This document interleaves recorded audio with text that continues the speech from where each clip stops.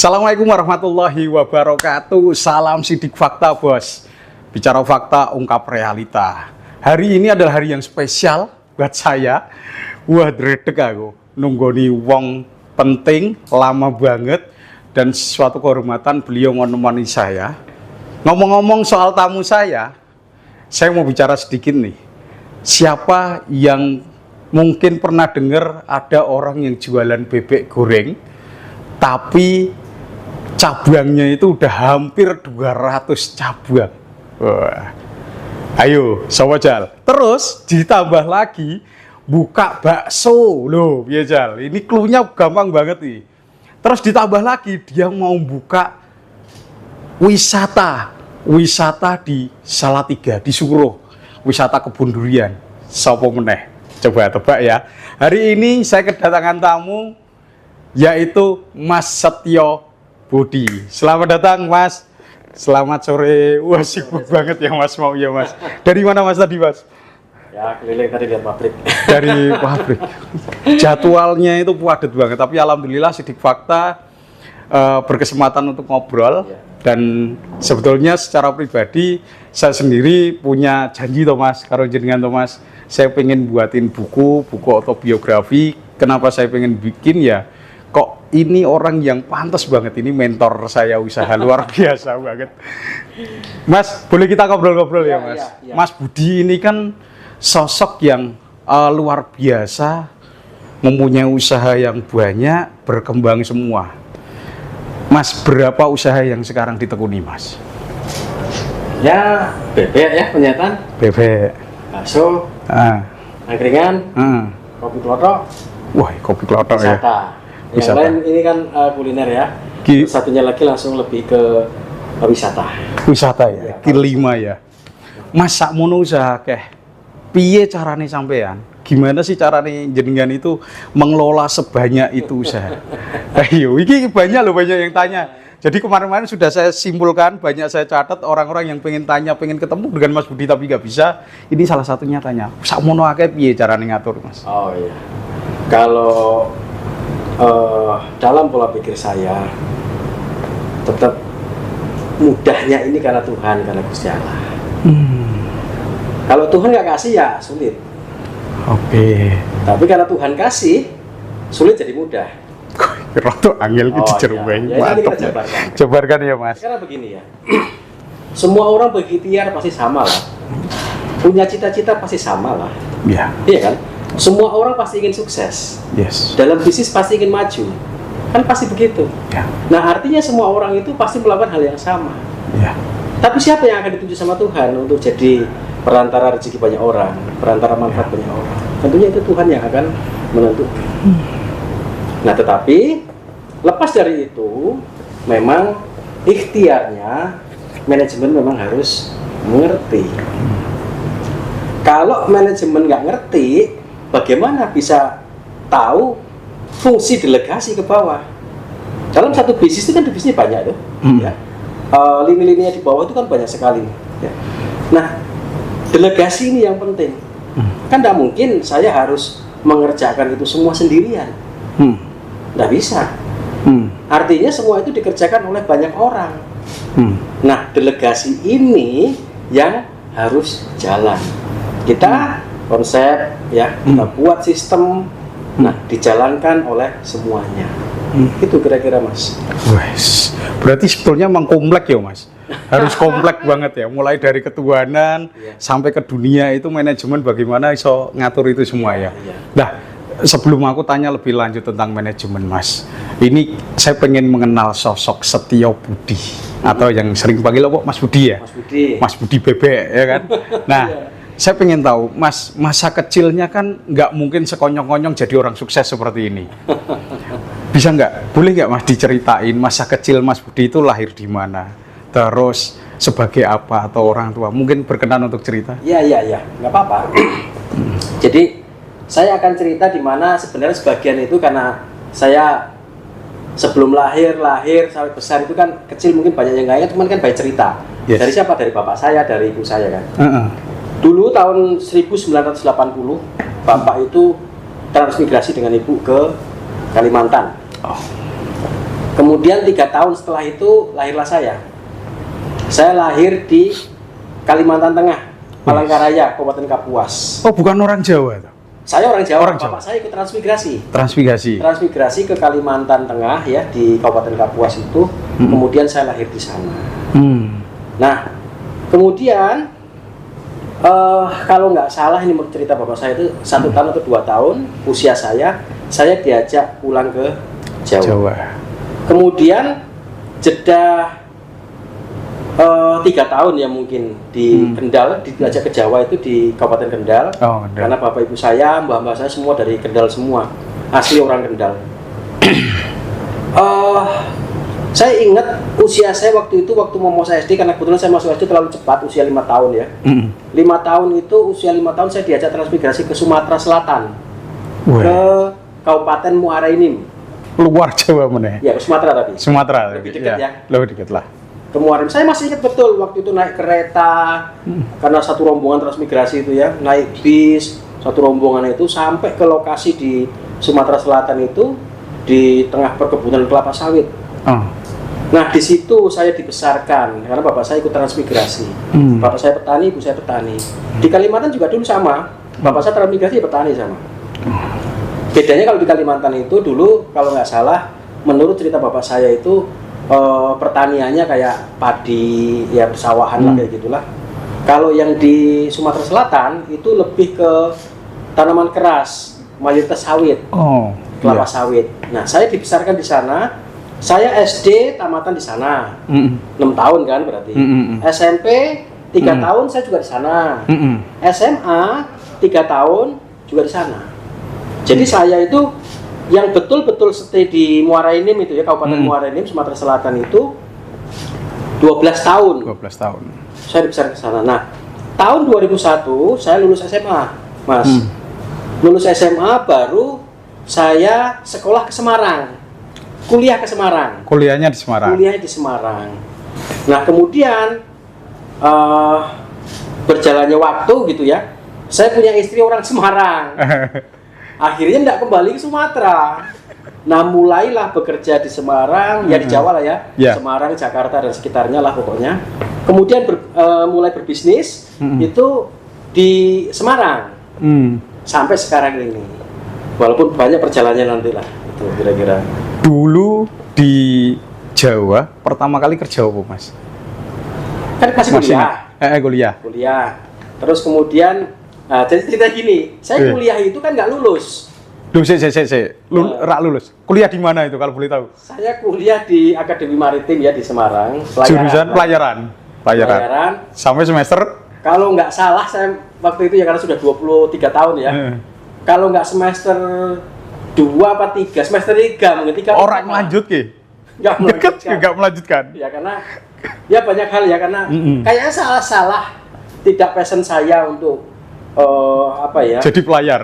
Jadi pelaut lah. Pelaut ya. Pelaut yang harus keras kayak gitu ya. Kayaknya sih bukan saya banget mungkin. Sehingga saya teruskan pun percuma. Terus kemudian karena saya kuliah itu saya anggap diri saya gagal. Saya pulang itu malu. Terus? Mau pulang ke rumah bapak saya di Sumatera itu, malu saya, Mas. Saya nggak pulang 10 tahun. Lebih 10 tahun lebih. Hampir 11 tahun. Nggak pulang ke luar Jawa? Nggak pulang. Sama sekali nggak pulang. Karena apa? Saya ingin pas saya pulang itu, paling tidak saya sudah sukses. Walaupun tahapannya, suksesnya waktu itu kan ya belum setahap ini ya. Tapi bagi saya pada saat saya sudah punya rumah, saya punya mobil, penghasilan puluhan juta itu bagi saya sudah cukup kategori sukses di kala itu. Sehingga di kala itu saya pulang itu 2001, saya bulan Mei ke Jawa ya, kuliah di Jawa. Saya pulang lagi itu 2011 akhir kalau nggak salah. 2011. 10 tahun yang akan datang ya. 10 tahun lebih kan? Lebih. 10 tahun lebih. Itu baru saya pulang. Terus apa yang saya lakukan di Jawa ini? Saya itu ya melamar kerja itu ratusan lamaran. Zaman dulu nulis tangan ya, Mas? Tulis tangan. Masih tulis tangan itu ya? Tulis tangan. Kita kirimkan ke perusahaan-perusahaan. nggak ada yang nerima ternyata. Masih ingat nggak perusahaan pertama yang jenengan lamar? Saya- Ya, mungkin sopo ngerti bosnya delok. Saya Siapa lupa. yang lihat? Saya lupa. Oke. Tapi ada satu perusahaan yang membuka lapangan kerja memang sangat banyak waktu itu sebagai sales, Oh, sales. tenaga penjual. Sales, ya. Itu dulu apa ya? Satu-satunya perusahaan yang nerima saya sebagai sales.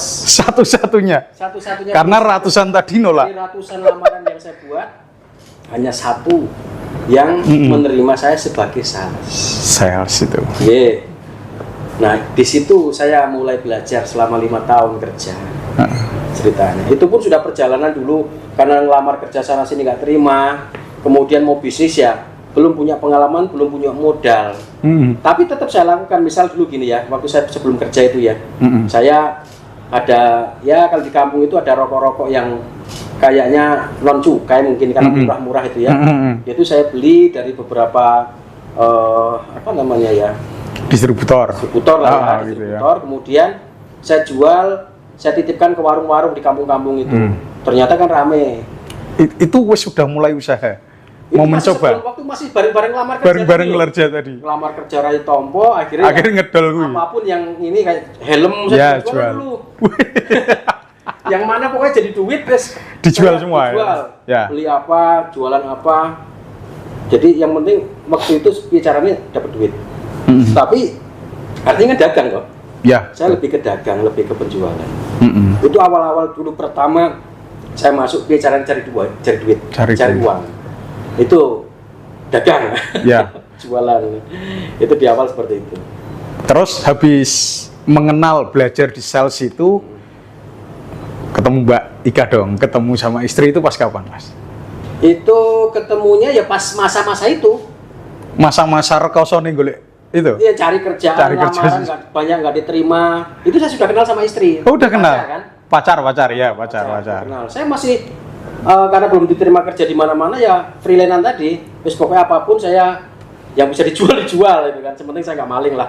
Pernah nggak berpikir jenengan malu banget pas jualan itu? Pernah nggak sampai hati ngomong, aku kok isin ya, aku ngedol koyok gini, aku kok malu ya? Pernah nggak, Mas?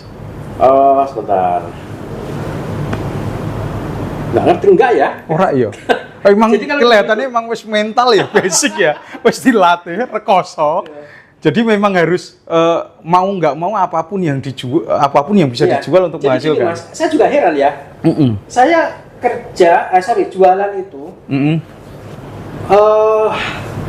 bagi saya ringan-ringan saja loh. Jadi saya misal gini, dulu itu waktu saya pernah saya ikut ya salah satu multi level itu ya, tapi saya nggak usah sebutkan multi levelnya apa, multi level. Kemudian saya demo ke jualan ke arisan-arisan ibu-ibu, PKK gitu ya. Ada beberapa pengajian saya datengin kayak gitu ya, saya demo produk dari salah satu multi level itu. Dimana di situ banyak ya ratusan orang tentunya di situ kan. Saya kayak penjual jamu zaman dulu. Presentasi ya, Nah, kayak demo gitu, ya presentasi. menyampaikan bla bla segala macam. Iya.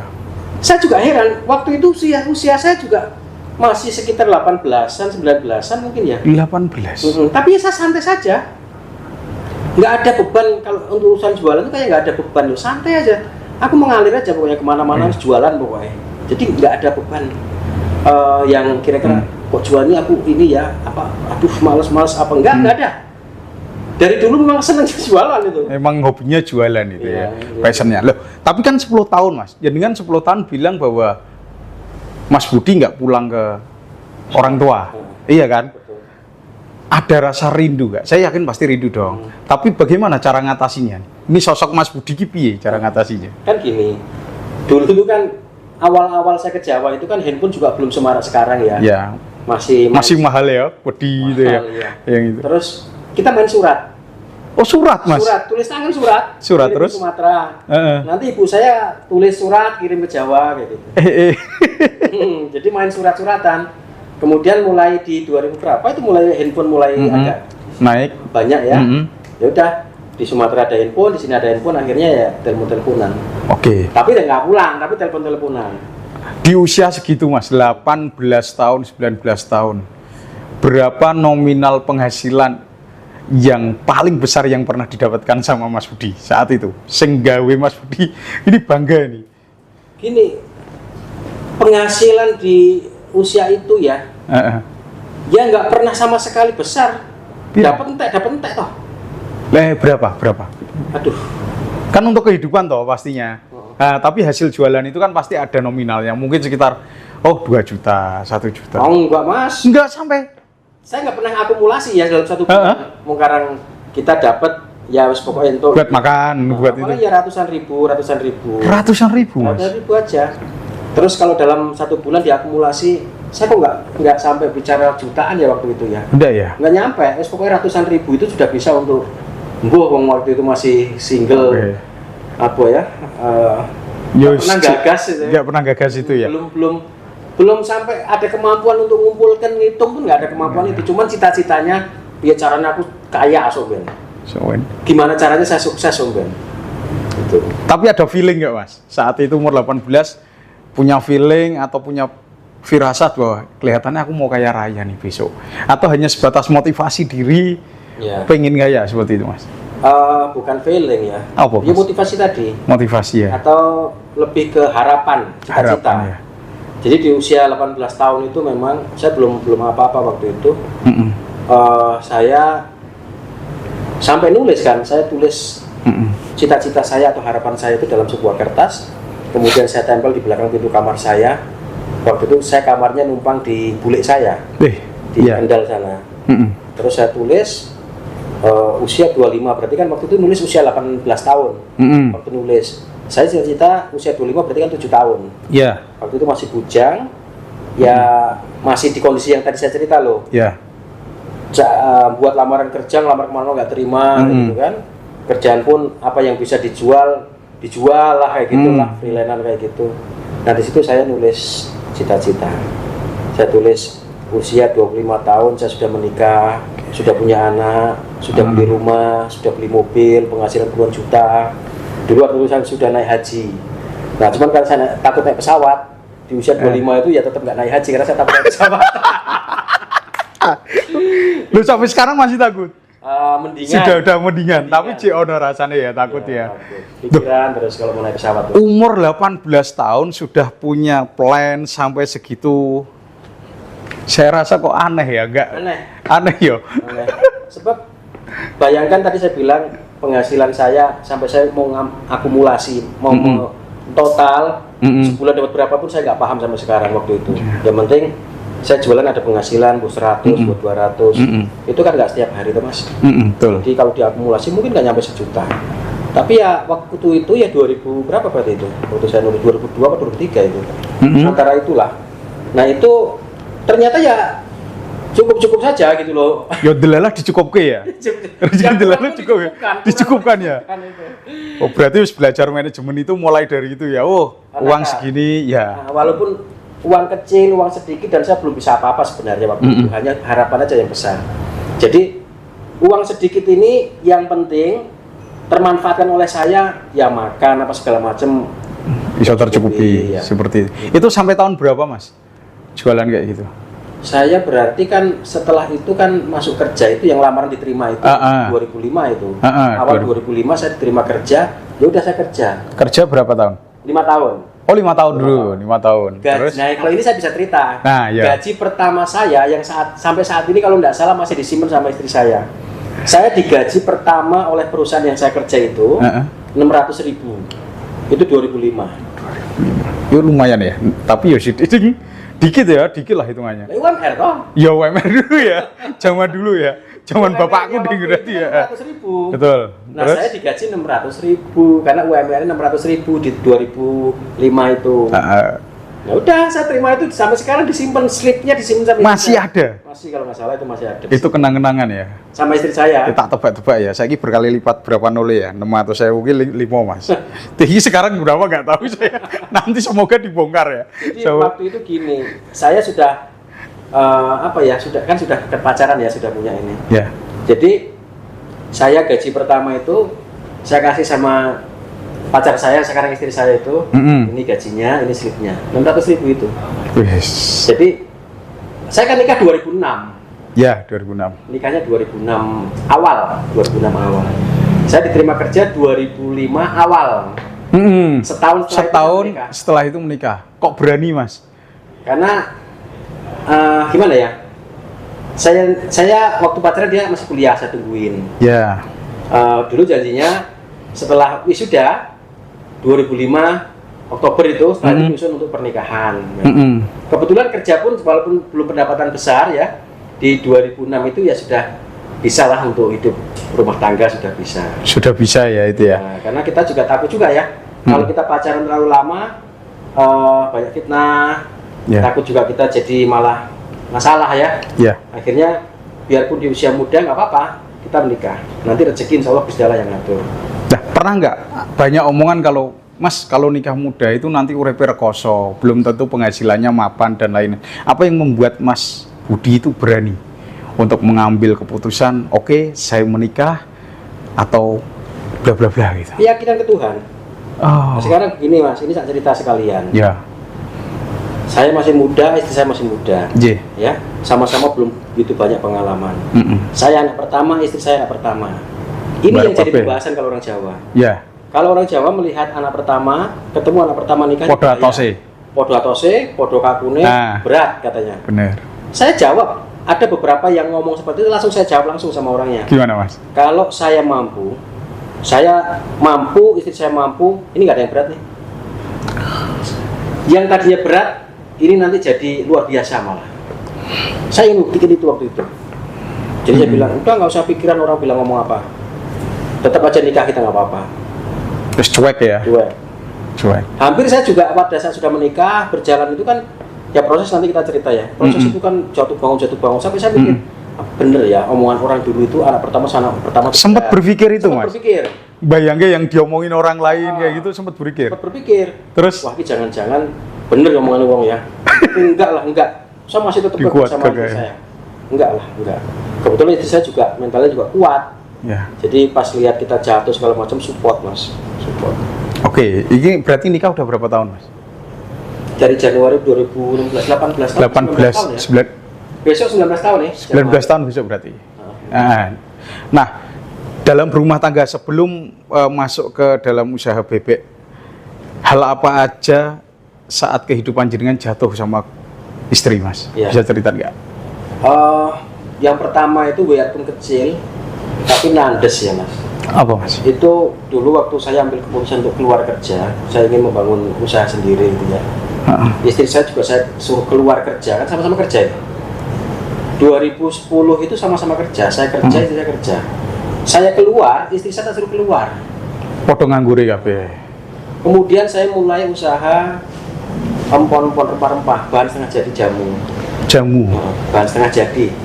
Itu kita kirim ke pabrik-pabrik itu ya, melalui perantara memang. Nah, terus di usia 6 bulan dari saya usaha itu nggak tersisa sama sekali, bangkrut. Itu awal pertama kami terpukul itu. Istri saya terpukul karena setelah kita menikah walaupun tidak begitu uang banyak, tapi ya cukup alhamdulillah bisa di dalam keluarga semua tercukupi karena saya dan istri kerja. Nah kemudian kita mulai membangun bisnis, kita ingin usaha sendiri, 6 bulan langsung diajar bangkrut itu. Diajar bangkrut. Nah di situ agak terpukul sebenarnya. Saya sampai dulu pernah begini, walaupun alhamdulillah tidak terjadi. Istri saya panggil, duduk di ruang tamu, saya tanya, Mama, walaupun kemarin kita nggak begitu berada sekali, tapi kita cukup. Kemudian saat ini kita bangkrut, saya nggak tega lihat kamu. Saya izinkan kamu kalau ingin gugat cerai ke saya karena saya tidak mampu memberikan nafkah. Sampai gitu? Saya sampai bilang gitu sama istri saya. Itu yang baru tahun 2010 pas saya pulang kerja, mau masuk ke 2011 itu saya agak terpukul itu. Terus saya tawarkan ke istri saya, kalau kamu ingin menuntut saya untuk menceraikan gitu, saya izinkan. Tidak ada dendam, baik-baik saja. Daripada saya tidak mampu untuk ke depan memberikan nafkah kamu lebih baik pulang ke orang tuamu. Dan saya ikhlas. Tapi jawaban istri saya sambil nangis itu istri saya. Kan kemarin kita berjuang dari awal nggak apa-apa, sekarang begini jatuh lagi nggak apa-apa, kita bangun bersama-sama lagi. Jadi saya ikut nangis waktu itu, Mas. Padahal itu posisinya putus asa ya, Mas. Dalam arti putus asanya itu putus asa apa ya? Ya drop itu traumatik tuh, trauma kan. Nggak sampai yang sampai. Oh iya. Cuman ini kan saya biasa diskusi dengan istri. Jadi sebaik mungkin apa ya? Tetap kita lakukanlah diskusi. Seburuk apapun kita lakukan diskusi. Gitu. Jadi saya berpikir bahwa diskusi ini hal yang paling terbaik untuk memecahkan masalah gitu ya, dapat solusi. Nah udah akhirnya istri saya panggil ya tadi saya ceritakan tadi bahwa silahkan kalau mau apa namanya mau menggugat cerai ke saya ikhlas tanpa beban karena saya sadar diri. Saya nggak tega juga dengan istri saya waktu itu. Tapi istri saya kan nggak mau kan. Ya, sudah akhirnya sepakat. Setelah saya ngobrol di ruang tamu sama istri saya itu, oke, kalau kamu tetap ingin bersama saya maka ya kita lalui bersama-sama. Saya bilang sama istri saya, kita berjuang lagi. Itu padahal ekonomi mulai turun saat itu ya. Bukan mulai turun, sudah turun. Udah turun gara-gara bangkrut itu ya. Nah setelah itu Mas, kan istri saya sudah kasih semangat nih. Mau bersama-sama saya dalam sulit ya. Sulit sekali bahkan itu. Nah dulu waktu saya kerja kan saya lebih ke otomotif. Saya kerja sebagai marketing di perusahaan pembiayaan. Finance. Nah terus setelah saya jatuh, ilmunya yang saya pakai, saya jadi broker. Saya jadi maklar, ya, perantara pembeli penjual dari dealer sama pembeli itu. Saya jadi perantara gitu kan. Karena sudah nggak punya modal kan Mas? Ya, pernah jadi maklar juga ya. Ya cukup berapa bulan lumayan. Dari saya maklaran tuh mungkin hampir setahun Pak ya. Hampir setahun baru saya punya showroom. Jadi dari tadi istri saya kekeh untuk tetap dampingin saya gitu ya. Saya kan semangat lagi gitu kan. Semangat. Ya wis, saya brokeran lagi. Tadi perantara motor tadi loh. Sampai akhirnya alhamdulillah punya ya kios lah untuk jualan motor waktu awal-awal dulu. Nah sudah di situ mulai punya pendapatan bagus. Jadi broker itu sudah pendapatan bagus sebenarnya waktu itu. Broker ya, pas dari broker. Dibandingkan gaji saya, gaji istri saya waktu kerja itu ya jauh. Lebih banyak brokernya malah. Lebih banyak brokernya saya itu hasilnya itu. Nah sampai akhirnya berani untuk punya tempat untuk jualan. Ya kita pajang lah ada displaynya itu lumayan itu waktu itu. Sampai punya beberapa showroom bahkan sampai akhirnya. Nah itulah kira-kira perjalanan. Jadi di 2010 jatuh pertama atau bangkrut pertama itu yang membuat saya sangat terpukul. Tapi saat terpukul kayak gitu masih bisa dengan ikhlas nawarin istri. Kan nggak semua cowok yang mau kayak gitu Mas. Nawarin sampai silahkan sama orang lain dan lain-lain. Selain tentang sadar diri tadi Mas, apa yang membuat Mas Budi sampai ngomong kayak gitu tuh saya masih nggak masuk akal di otak saya. Gini Mas, kalau kita di dalam keluarga itu tidak terbuka ya, satu sama lain, suami sama istri, itu tidak terbuka, itu masalah besar. Masalah besar. Sebisa mungkin selalu diskusi setiap hari. Harus ada komunikasi, diskusi setiap hari. Kalau enggak, ada miss saja sedikit masalah besar. Jadi saya terbiasa dengan istri saya itu di meja makan setiap hari kita dalam satu hari pokoknya ada satu momen yang dimana kita harus makan bersama, diskusi ngobrol. Gitu. Nah di situ kita nggak biasa tertutup. Hari ini aku kemana, istri saya kemana, itu kan kerja kan. Ya harus ada diskusi itu saya bangun sejak awal. Luar biasa. Jadi apapun itu nggak ada unek-unek dipendem gitu, nggak langsung ngobrol aja, panggil ngobrol diskusi. Harus cari solusi terbaik. Jadi terbiasa untuk kita terbuka satu sama lain, nggak ada beban akhirnya. Kalau sudah seperti itu ya rumah tangga insya Allah oke. Lebih saling ngerti ya Mas kalau sudah seperti itu ya. Oke. Mas tadi berapa tahun nih di showroom itu? 2011, 2012, 13, 14, 15. 4 tahun. 4 tahun lebih sebenarnya. 4 tahun lebih ya. Saya kan dari 2000 itu kan tadinya sebelum punya showroom kan maklaran dulu. Betul. Berarti totalnya ya sekitar hampir 5 tahunan. 5 tahunan. Iya. 5 tahun. Oke, kok berhenti Mas? Nah gini, 2013 puncak-puncaknya kami di kala itu ya, karena itu untuk penjualan apa ya dagang motor kita, motor mobil waktu itu. 2014 saya mulai ingin membuka usaha-usaha baru waktu itu. Oh, sudah berpikiran untuk itu? Ya, untuk mengembangkan. Nggak hanya satu bisnis. Tapi ternyata kemampuan saya kan belum mumpuni, Mas. Sehingga saya buka beberapa usaha itu nggak terkontrol bagus, nggak termanage bagus lah. Yang akhirnya justru usaha-usaha itu yang membuat bangkrut lagi. Bangkrut lagi? Iya, karena hasil yang dari showroom itu, yang jual beli motor mobil itu, uangnya masuk ke bisnis-bisnis yang lain itu. Diputer ke bisnis? Bukan diputer ke untuk nambal. Nambal? Bisnis apa itu, Mas? Dulu saya ada bengkel ya, ada bengkel beberapa, banyak itu dulu bengkelnya di Jawa Tengah itu banyak. Apa namanya itu dulu, untuk body protection. Oh iya. Bengkel ya. Bengkel lagi. Terus kemudian saya juga ada usaha bisnis tahu, ada optik. Wah kayak gimana? Apa ya? Berapa? Kok saya yang ingat ini, yang lain mungkin agak kecil-kecil kan. Itu dalam waktu berapa tahun itu, Mas? Yang itu banyak itu. Itu langsung. Jadi ini kesalahan yang nanti boleh menjadi pelajaran yang lain. Ya. Iya. Apa? Pada saat kita belum mampu, belum menguasai manajemen yang baik, belum bisa jadi orang yang mampu untuk menguasai hal itu, jangan lakukan hal yang sudah mampu. Jadi kayak sekarang contoh ini, banyak pertanyaan kenapa Mas Budi nggak mau ngembangin di Sumatera, di Kalimantan, di Sulawesi atau di luar negeri kan, Singapura. Ada banyak permintaan sebenarnya kan, untuk yang bisnis yang sekarang BP dan yang Mas Budi ini. Nah, bukan saya nggak mau, kemampuan sudah ada sekarang. Hanya kalau untuk ke luar pulau ini, ya, luar pulau Jawa Bali ini, saya berhitung kembali kontrolku.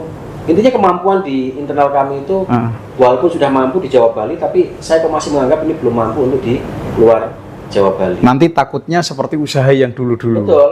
Nah itu saya akan buka, kita akan hitung di manajemen kita, sampai tahun berapa sih kita bisa mampu ke Sumatera, ke Sulawesi, Kalimantan itu, sampai tahun berapa itu kita hitung matang betul. Nah dulu kan enggak. Dulu asal gabrul we. Uang langsung hajar, ya. Ternyata itu senjata makan tuan. Nah akhirnya bangkrut lah kasaran itu. Nah, itu. Mas boleh tak minum dulu gak, Mas? Minum ya, minum ngopi. Mas Budi itu sukanya ngopi soalnya. Jadi ngopi hitam itu sukanya Mas Budi. Aku tak air putih aja. Mas, tadi kita ngobrol masalah keluarga, kita masalah bisnis, masalah istri. Nah, sekarang kita ngomong masalah pertemanan nih. Ada titipan saya. Mas Budi kok bisa sampai saat ini, mungkin dulunya juga nggak sekonyong-konyong langsung sugih kayak gini. Pernah nggak sih ditipu sama teman, Mas? Ya itu makanan sehari-hari lah. Mas boleh dong ceritain salah satu aja lah. Mungkin banyak ya, saya nggak tahu, tapi ceritain salah satu lah. Pernah nggak ngerasa ditipu? Nggak nyebut objeknya kok. Ya beberapa, ya kalau saya bilang makanan sehari-hari artinya sering. Oh sering ya? Sering ya. Tapi saya nggak mau cerita itu karena nggak baik lah, menurut saya nggak baik. Jadi cukup saya yang ini kesalahan itu ada di saya. Kenapa kok saya sampai ditipu? Kenapa saya sampai diakalin gitu ya, dimanfaatkan? Karena saya belum punya kemampuan yang baik. Sehingga salah itu bukan di teman-teman. Sorry ya. Bukan di yang masa lalu lah ya, bukan itu. Tapi kesalahan ada di saya. Bahwa saya mungkin maaf ini ya, salah punya temen ini salah mempercayai orang. Salah mempercayai seperti itu. Karena kemampuan kita untuk menganalisa kurang baik. Berarti lebih banyak introspeksinya pas ditipu ya. Jadi ini kesalahan saya. Yang kedua, kan kita bertanya, kenapa ya Tuhan kasih kita sudah berdoa terus gitu, kenapa Tuhan kok kirim orang-orang yang maaf kurang baik gitu ya. Ya sekarang saya jadi mengerti, kalau tanpa mereka saya tidak akan jadi seperti ini, saya tidak akan belajar. Merinding aku. Jadi introspeksi bahwa ini rencana Tuhan, Tuhan akan kasih ajar ke kita, kasih pendidikan ke kita ya, melalui pola tadi. Biaya mahal memang ya, karena tidak ditipu sih ya, perlu ditipu sih. Baru dapat pelajaran ya. Jadi Tuhan kirim orang-orang itu untuk ngakalin saya segala macam, bagian ilmu, bagian guru. Jadi sebenarnya kasih guru dengan pola negatif gitu ya. Tuhan kasih kirim orang ke saya dengan pola negatif bahwa itu guru saya. Jadi Maka tadi saya bilang, saya nggak mau menyebutkan, saya nggak mau bicara bla-bla segala macam. Ini ada di saya. Satu, karena saya belum pintar, Tuhan kirim orang untuk ngajarin saya supaya saya pintar. Kok bisa ya sampai berpikir kayak gitu ya? Orang normal itu kalau ditipu, kalau dipancing, beberapa kali saya ngobrol dengan orang lain, kalau dipancing tentang soal temen itu nipu, wah dia dengan semangatnya menceritakan. Ini baru pertama kali seumur hidup saya tanya sama orang, jawabannya kayak gini. Kok bisa ya? Harusnya ngomong gitu kan nggak? Logis saja coba. Panjenengan ya, Mas Solehan berpikir coba, bener nggak yang saya sampaikan ini? Bener, Kan? iya. Nah, iya. maka sebenarnya kan hanya masalah pola pikir saja.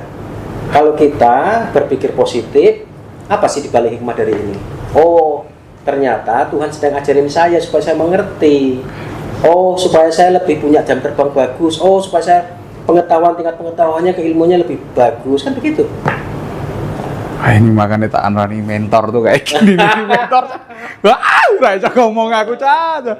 Oke, Mas, setelah tadi usaha yang gagal-gagal tambah sulama sampai akhirnya kan showroomnya kan tutup, pasti showroom tutup. Nah, awal pertama kali berpikir bahwa mau jualan bebek itu kapan, Mas? Oh, belum itu. Jadi waktu itu gini, setelah yang 2015 saya ada 5 tahun spare itu. 2015 akhirnya memutuskan itu semua saya tutup, termasuk showroomnya kan udah bisnisku sudah parah gitu. Hidup segan mati tak mau ya. Ya. Saya teruskan pun kemampuannya kayaknya ini tidak tersupport dengan tim yang baik, terus kemudian kemampuan finansial yang kurang baik. Akhirnya saya putuskan untuk semua bisnis saya tutup, bener-bener nol. Saya nolkan betul. Mau apa-apa sudah nggak bisa. Kita perbaiki sini sudah terlanjur bolong-bolong segala macam. Sehingga waktu itu juga sebenarnya akhirnya meninggalkan hutang akhirnya. Kita tambal-tambal nggak cukup, kita meninggalkan hutang. Nah, dikala itu saya berpikir diskusi sama istri di meja makan juga gitu. Yeah. Kita mau usaha apa? Ya gimana usaha ini jelas kan kita nggak punya modal ya. Yeah. Modal nggak punya, utang ada. Nah, kita sepakat untuk cari usaha yang dimana tetap pakai modal tapi kecil. Tapi tetap bisa untuk kalau dulu kan nyambung hidup, nyicil utang, misalkan begitu. Nah, kita sepakat untuk ke kuliner. Nah, waktu itu kuliner apa? Yang paling gampang menurut saya waktu itu angkringan. Jadi saya sebelum bebek itu angkringan? Angkringan dulu 2016 kan? Oh, angkringan 2016. Ya. Saya buka angkringan 2016 karena basicnya itu karyawan itu udah terlanjur banyak tadi waktu itu 200-an. Waktu mau jualan angkringan pertama, jadi jujur saja malu awalnya. Jadi sebulan lebih 10 hari itu ditungguin sama karyawan 2 orang waktu buka tenda angkringan itu. Saya masih agak malu ya waktu itu. Ya jujur saja. Kemudian 2 orang karyawan ini keluar, Mas. Nah, kenapa?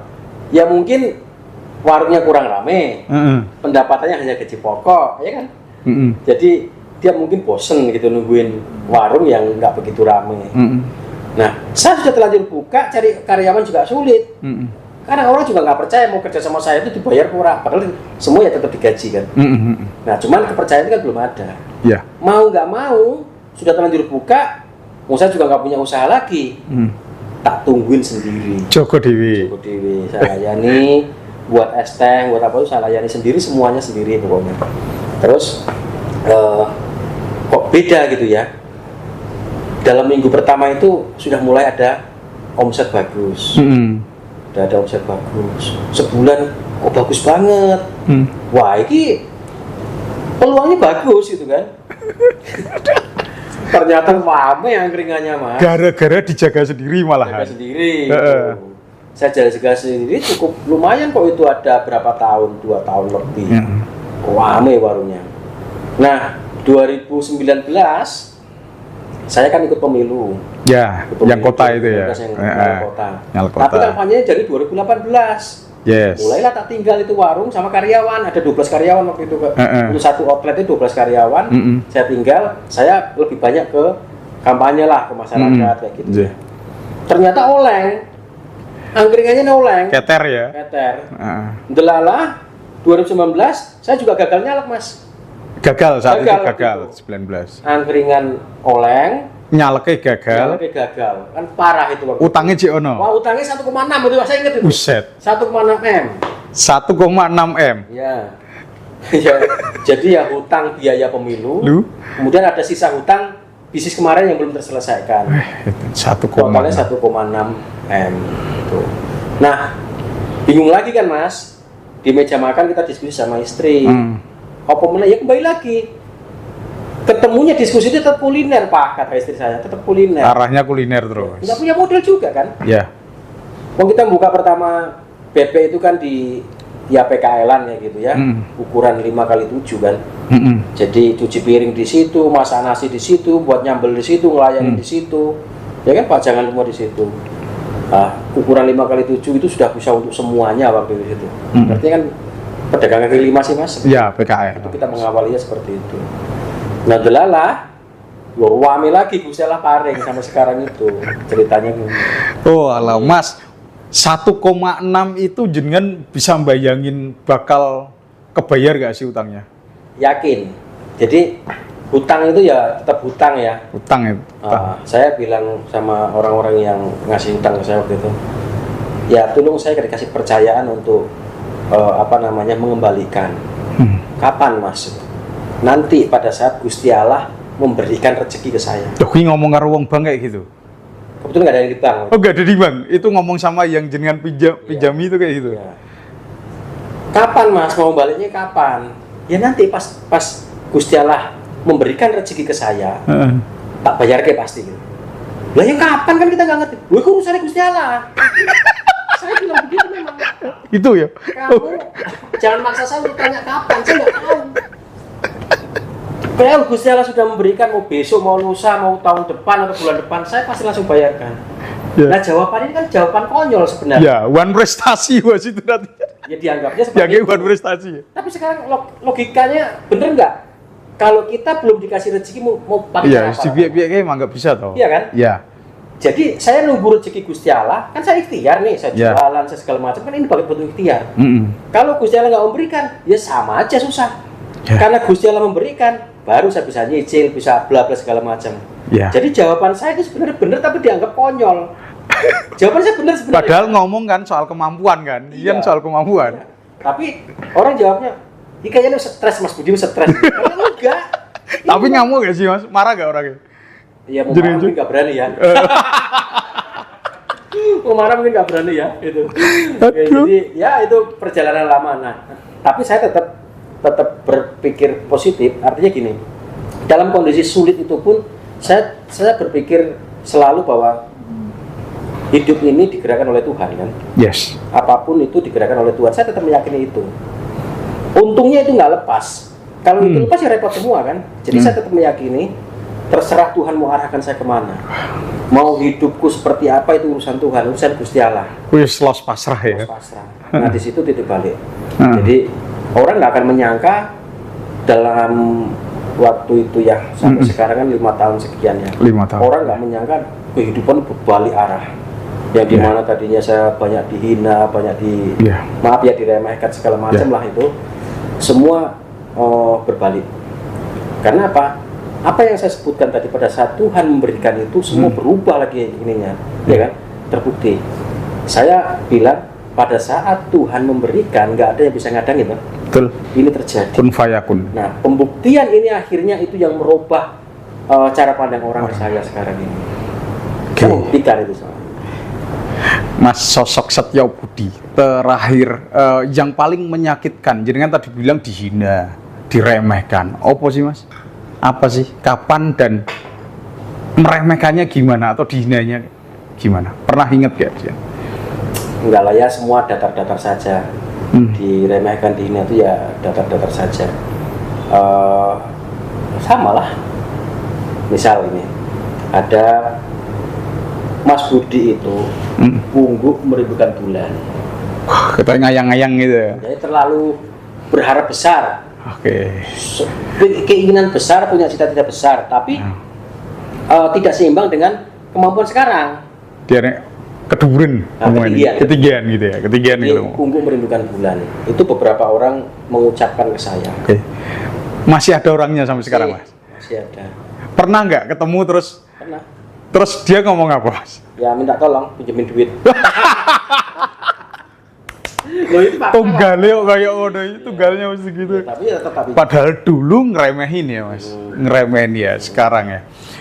Mas, pada saat jenengan jualan bebek kan jualan sendiri toh, Mas? awalnya. Jualan sendiri goreng-goreng. Kapan pertama kali jenengan mulai mencoba untuk buka cabang, Mas? Masih ingat gak? Kan cabang pertama nih, ada cabang pertama, terus berniat, itu suatu keputusan yang saya mikir pasti banyak pertimbangan. Kapan mulai Mas Budi itu untuk buka cabang? Ini banyak sekali untuk pengusaha-pengusaha kecil yang mereka masih ragu-ragu mungkin untuk buka cabang. Itu saat seperti apa, Mas? Ini tanyanya kan perjalanan hidup saya ya? Iya, sesuai sudut pandangnya Mas Budi aja. Ini bukan sudut pandang, tapi lebih ke faktanya ya gitu. Fakta yang dijalankan ya, oke. Jadi dulu itu gini, permintaan orang untuk dibukakan cabang oleh, dibukakan warung oleh saya itu banyak. Cuman kembali lagi, karena pengalaman masa lalu saya banyak ada peluang hajar tanpa memikirkan kemampuan. Jadi akhirnya saya hati-hati. Walaupun ratusan orang waktu itu awal-awal saya buka warung bebek itu minta untuk dibuka warung, saya tetap nggak mau. Karena saya berpikir, maaf ya Bu, saya belum mampu. Saya bilang begitu sama calon-calon mitra waktu itu ya. Akhirnya saya tetap nggak mau. Nah terus pada saat warung itu sudah setahun lebih, itu ada pengurus ini apa Pak Yai dari Masjid Kauman Semarang, Masjid Agung Kauman, itu makan ke warung kita. Ini awal ceritanya ya. Itu ada beberapa dari beliau itu hadir untuk menawarkan lokasi di tanah wakafnya Masjid Agung Kauman di daerah Telogosari sana, Telogosari Semarang ya Mas. Itu. Nah terus beliau hadir itu, saya masih ingat kalimatnya, Mas Budi, sekalian minta tolong itu supaya lahan mati itu bisa hidup. Kan kurang produktif, ya, tanah lahan itu kurang produktif. Beliau menyampaikan ke saya untuk dibukai warung Mas Budi supaya hidup lahannya itu. Nah terus saya bilang, ya sudah, nanti saya akan berusaha. Waktu itu saya bilang bulan 7 atau bulan berapa kalau saya ingat, saya itu kan dari awal tahun ya. Terus nanti bulan 7 habis lebaran kayak gitu lah. Beliau bilang, jangan kelamaan, kalau bisa buka sebelum puasa. Waduh, saya belum punya modal Pak Yai, saya bilang gitu. Kan datangnya rombongan itu Pak Yai gitu. Kalau jenengan niat mau, ada nanti pasti ada gitu. Dia ngomong gitu ya. Ya saya bilang gitu aja kan. Iya, saya bilang gitu. Pergi karo Pak Yai ya itu. Nah terus ya waktu itu warung saya satu, tapi kan tim saya sudah ada beberapa ya yang bisa diajak diskusi lah. Terus saya diskusi sama teman-teman itu, tim saya. Terus akhirnya saya mutusin gini aja, ini calon mitra kan banyak sekali kan sebenarnya kan, tapi kita tolakin semua. Nah saya mau buka langsung kan nggak punya modal gitu kan, belum punya modal, karena hasil berapa tahun saya jualan kan nyicil utang kan, sehingga belum punya tabungan. Nah terus saya bilang begini sama teman-teman, nanti pokoknya gini wes, yang mau daftar terakhir ini, yang daftar terakhir mau bermitra dengan kita, langsung kita terima. Saya bilang gitu. Habis diskusi sama teman-teman kamu gitu. Nah singkat ceritanya, ada yang hadir, namanya itu Pak Indro dari Indramayu waktu itu. Beliau pensiunan dari Pertamina, hadir. Terus kemudian saya sepakati, karena beliau yang hadir daftar terakhir dari omongan saya itu. Ya udah akhirnya buka di sana, di mana namanya, tanah wakaf kita sewa. Telogosari itu tanah wakaf Masjid Agung Kauman. Alhamdulillah didoakan sama Pak Kiai pengurus Masjid Agung Kauman sampai sekarang. Alhamdulillah saya tidak lupa itu. Masih ingat ya, orang-orangnya pun masih ingat ya Mas. Terus dari itu? Nah setelah itu mulai yang kemarin mau bermitra ke kita, ya mau minta tolong dibukain warung itu, datang katanya nggak mau. Komplain ya, komplain gitu sih. Komplain. Akhirnya ya saya nggak bisa jawab kan. Saya bilang ya sudah kita mulai wes. Nah dari 1 per 3 bulan waktu itu 1, 3 bulan 1 gitu awalnya kita buka cabang itu. Nah sudah sampai sekarang hampir 200 outlet ini. Oke. Dan sekarang kan banyak Mas cabangnya. Hampir berapa tuh Mas sekarang itu? Hampir 200. 200. Mas, kapan mulai Mas Setyo Budi itu membentuk manajemen? Wah, ini penting banget nih teman-teman. Para pengusaha muda pasti perlu itu. Ya kurang lebih pada saat kita mau mengembangkan ya 3 tahun yang lalu kan Mas. Ya, berarti tahun kedua jalan ya. Ya. Jadi gini, saya ada cerita. Yeah. Ada di kita itu GM-nya namanya Pak Gita. Terus dia punya teman namanya Mas Hanif. 2 orang ini dulu mau bermitra dengan kita, minta dibuka di Purwokerto. Ini asal usulnya kita bentuk manajemen. Oh. Pak Gita ini sekarang jadi GM kita. Terus ada Pak Hanif, ini juga manajer di kita. Ini dulu mereka berdua ini ingin franchise ke saya, bermitra ke saya, minta buka warung di mana namanya? Purwokerto. Saya bilang sama beliau berdua, Mas, mau buka di Semarang. Karena kalau luar kota saya belum mampu loh, saya takut. Khawatir nanti malah gagal. Kalau jenengan tetap mau di sana, di Purwokerto, saya ajarin aja lah. Nggak usah bermitra dengan saya, pakai brand baru. Saya ajari, masaknya segala macam saya ajari, nanti jenengan buka di sana nggak apa-apa, saya dampingin, saya bilang gitu. Tapi kan saya nggak ikut ke sana, saya hanya ngajarin aja gitu kan, pikiran saya. Beliau berdua nggak mau Mas. Beliau berdua nggak mau. Pengennya Mas Budi. Pengennya Mas Budi. Waduh kacau ya bilang gitu. Terus Saya kan ya bingung. Iya toh. Apa. Nah udah saya bilang sama beliau berdua, saya pengen ngobrol gitu ya. Ketemu kita ngobrol, terus saya bilang, oke, kita bukakan, kita bermitra di Purwokerto, tapi ada syarat saya bilang. Dan ini harus dipenuhi kalau memang ingin buka warung saya. Apa itu? Mas Gita sama Mas Hanif bergabung di manajemen kita. Gitu ya. Nah, iya toh. Terus responnya, loh aku pengen jadi mitra kok. Iya. Kita ini kan bukan ini ya, pakai Pak Gita itu kan tadinya di salah satu bank nasional gitu. Kemudian mengundurkan diri, kemudian ingin mandiri. Ingin berwirausaha sendiri gitu kan. Nah, kalau saya ambil, artinya kan tidak lagi berwirausaha sendiri. Betul. Tetap jadi profesional pegawai, lagi, ya, kan? profesional lagi. Bahasanya kan jadi begitu ya, kan, profesional lagi. Profesional lagi kan. Iya. Walaupun beliau akhirnya buka ada beberapa bisnis juga kan. Nah, ini bagi Pak Gita sama Mas Hanif ini ya cukup dilema sebenarnya. Tapi kalau beliau berdua nggak mau bergabung, saya juga nggak mau bukain warungnya, gitu kan. Kunci-kuncian. Iya. Tarik ulur ya Mas, tarik ulur ya. Akhirnya beliau mengabari ya jarak mungkin sebulan apa ya, ngabarin untuk sepakat gitu untuk oke, Mas Budi bukain warung saya di Purwokerto, kami berdua bergabung di Mas Budi. Alhamdulillah. Ceritanya itu. Terus? Singkat ceritanya Purwokerto sukses. Itu. Purwokerto kita buka di waktu itu. Purwokerto itu punya Pak Gita sama punya Pak Hanif ini di Gor Satria. Sebelah Gor Satria.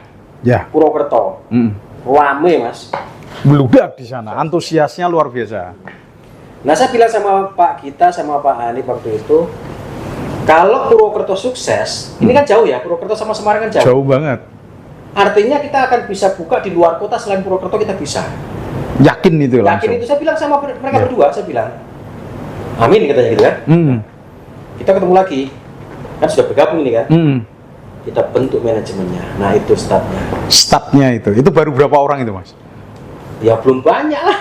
Sak wing tok ya. Cabang punya cabangnya kita itu kan baru yang ke-7 kalau nggak salah. Ke-7 artinya ya kita punya manpower ya belum banyak gitu.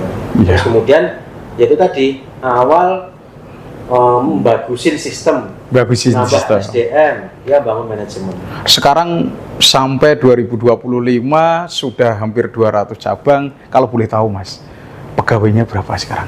Timnya ada berapa? Ini saya nggak bisa tepat ya, tapi ya nggak bisa tepat lah. Tapi mungkin lebih dari 2.000. 2.000 orang Mas. Tapi informasi yang saya dapat kemarin sempat nyalek lagi. Ya. Tapi gagal ya Mas. Gagal lagi. Belum dapat kesempatan ya. Iya, jadi kembali lagi Mas, saya masuk ke politik biaya mahal. Maaf nih ya. Ini kan bisa jadi gak apa-apa. Kan bisa jadi apa ya? Ya ini buat orang-orang buat orang-orang yang pengen terjun di politik nih rungok kayak ya. Iya Mas, lanjut Mas. Sorry, biaya mahal memang. Ya. Kalau saya tidak merasa bahwa ini sebuah perjuangan untuk hidup saya lebih manfaat gitu ya, saya pasti sudah tepar. Karena biaya politik itu tinggi. Nah, apa motivasi Mas Budi untuk masuk ke politik lagi? Ini saat ini ya, sekarang aja kita bilang lah, saya bukan pejabat ya. Saya mandiri berwirausaha. Alhamdulillah nilai manfaatnya sangat tinggi. Alhamdulillah nilai manfaat sangat tinggi. Dari bagaimana mengurangi pengangguran jelas. Yes, 2000 tadi 2000-an itu jelas. UMKM berjalan baik. Betul. Supplier saya juga karyawannya kan ribuan toh. Betul. Supplier saya. Nah ini kan nilai manfaat dari bisnis saya kan luar biasa. Ya. Saya berpikir lagi kemampuan saya ini kalau nanti bisa masuk ke pemerintahan, artinya kita berniat untuk bagaimana hidup saya lebih bermanfaat lagi. Ya. Maka nilai perjuangan tadi kalau bicara materi, modal, segala macam, biaya pemilu, ya sudahlah, nggak ada bagian yang menyakitkan. Jadi fine-fine saja. Oke. Sampai 2025, ngomong-ngomong sebelumnya ya, Mas Budi selamat ulang tahun dulu, yang ke-41 tahun. Terima kasih. Saya belum, Sidik Fakta belum bisa ngasih apa-apa, nanti tunggu ya, tepuk tangan dulu aku. 41 tahun, tuh 41 tahun tuh bukan perjalanan yang pendek, dan saya luar biasa, sedikit banyak saya dengar cerita dari orang-orang yang terdekat dari jenengan itu luar biasa. Lebih ke arah pribadi lagi nih Mas. Mas, boleh nggak cerita? Terakhir kapan nangis kejer Mas? Pernah nangis gak? Saya yakin pernah dong. Walaupun tadi kan ceritanya baru sama istri nih, karena Bagrut, karena ngomong tadi. Lah ada nggak nangis yang bener-bener jenengan nangis kecewa banget ataupun apa gitu? Saya kok nggak inget ya Mas. Nggak inget ya? Saya nangis. Kesedihan pun berusaha untuk sampai lupa sekarang ya. Lupa ya. Jadi ada kalimat begini sebenarnya. Tadi juga saya pas ke pabrik tadi kan ya ngobrol sama teman-teman sana juga terucap juga ini juga mungkin cocok ini pertanyaannya. Jadi pada saat menangis ini ya, saya itu berharap nangisnya itu di tengah lapangan di mana hujan deras, sehingga orang lain itu tidak bisa membedakan antara air mata saya dengan air hujan. Masya Allah, kering. Kok bisa Mas? Kok bisa? Kenapa? Gini Mas, jadi kalau kita dalam bersosial itu ya, terkadang juga kita untuk berharap orang untuk care ke kita itu kan juga nggak bisa berharap besar lah ya. Yes. Orang pada saat diceritakan tentang problem, tentang bla bla segala macam yang menyedihkan, orang hanya bisa mendengarkan, terkadang mungkin kurang peduli, mungkin juga merepotkan dan lain sebagainya. Artinya bahwa kalau saya ingin menyampaikan, saya ngomong, saya cerita bla bla, apa manfaatnya? Nggak ada. Maka yang terpenting adalah kita menyemangati diri sendiri dengan tindakan-tindakan yang positif. Nggak perlu saya tunjukkan kesedihan saya kepada orang lain. Biarkan orang lain melihat kebahagiaan saya untuk menjadi motivasi, penyemangat, seperti itu kira-kira. Sampai seperti itu ya. Mas, sekarang kebalikannya. Tadi kan nangis. Mas, masih ingat gak hal yang paling membahagiakan di hidupnya Mas Budi? Kalau bicara ini ya panjang, kalau banyak bahagianya ini. Nah itu yang paling. Masih ingat ya? Syukuri banyak hal ya. Saya menikah dengan istri saya itu juga kebahagiaan luar biasa. Saya punya 2 anak, ya, ada cowok cewek. Saat ini juga sekolah di sekolah yang alhamdulillah baik, bagus, itu juga kebahagiaan. Saya punya saudara sekarang begitu banyak karyawan saya menjadi saudara saya semua, itu juga bagian kebahagiaan. Saya punya bisnis di mana bisnis itu menjadi manfaat banyak orang, juga menjadi bahagia. Artinya dalam hidup saya kalau saya mau cerita nggak ada habis-habisnya kebahagiaan itu. Sulit saya untuk menceritakan semuanya. Saking banyaknya kebahagiaan yang Tuhan berikan kepada kami. Oke, saya tuh ngambil pelajaran dari omongannya Mas Budi itu. Berarti simpanlah kesedihanmu sedalam-dalamnya, tapi luapkan kebahagiaanmu sebanyak-banyaknya. Benar gak Mas? Wah, luar biasa Mas. Mas Bud, terus tentang kebahagiaan. Kalau di dalam bisnis ini kan nggak gampang dijalaninya. Naik turunnya di dalam bisnis bebek ini kan banyak. Sekarang nggak cuma bebek, kemarin baru buka bakso. Apa yang membuat Mas Budi ekspansi di bidang F&B yang lain sampai kok ke bakso juga? Ya. Simple Mas Olehan, bahwa kita itu Indonesia punya masakan Nusantara ini kan luar biasa banyak. Ya. Saya baru hadirkan bebek, ayam, penyetan lah itu. Iya kan? Padahal kan ribuan masakan Nusantara yang bisa dihadirkan. Betul. Ya. Terus beranjak bicara masalah bisnis, lah itu kan jadi peluang semua. Saking gampangnya dari ribuan menu yang ada di Nusantara, ambil aja satu, gampang sekali. Kenapa saya mau begitu? Dari satu menu yang saya ambil, ya jadi bisnis, nilai manfaatnya kan luar biasa. Ya. Saya baru ambil penyetan nih, berapa ribu yang bisa ambil manfaat. Karyawan kita di internal aja udah 2.000 sekian. Belum supplier punya karyawan banyak, belum petaninya, belum peternaknya gitu. Ya, betul. Ribuan orang bisa ambil manfaat, itu baru satu menu. Bakso, peternak segala macam, nanti banyak lagi yang ambil manfaat di situ. Nah, ini kan bagian niatan-niatan tadi untuk bagaimana hidup kita bisa lebih manfaat. Ya. Jadi kalau bicara menu, kenapa kuliner? Ya kuliner ini menunya Nusantara banyak harus dikenalkan. Nah, sekarang kita buka kopi kelapa juga kan? Ya, di Bandungan ya. Itu ada masakan Nusantara, masakan Jawa, sorry, masakan Jawa di situ. Kemudian ada beberapa minuman-minuman termasuk mungkin wedang rempah, kemudian ada kopi. Nah, kita kan ini produk-produk semua dalam negeri semua dari petani. Nah, petani dengan hadirnya nanti kita punya rumah makan atau kafe-kafe itu ya, atau kuliner lah seperti itu kan semua bisa ambil manfaat semua. Ya. Dari hulu ke hilir semuanya mendapatkan manfaat ya Mas ya. Nah, ini kalau semua berpikir seperti saya seperti ini, maka nanti nggak ada orang miskin di Indonesia ini. Amin ya Allah, amin. Tapi semua harus ini ya, harus bareng-bareng sama-sama mengerti. Nggak curang-curangan, nggak saling menjatuhkan. Ayo semua semangat untuk sukses. Bagaimana caranya? Ayo bareng-bareng gandengan tangan gitu.